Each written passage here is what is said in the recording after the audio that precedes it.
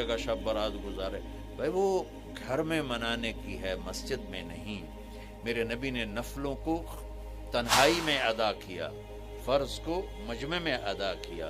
لیلۃ القدر میں جاگنا نفل ہے، اور پھر جب کٹھے ہو جائیں گے لوگ اور عورتیں تو پھر ساتھ غیبت بھی چلے گی، اور ایک غیبت کا بول ساری رات کو اڑا کے رکھ دے گا.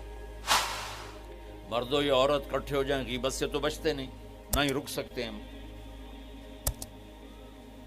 سندھ سے ہم بائی روڈ آ رہے تھے، کراچی سے بائی روڈ جماعت تھی، تو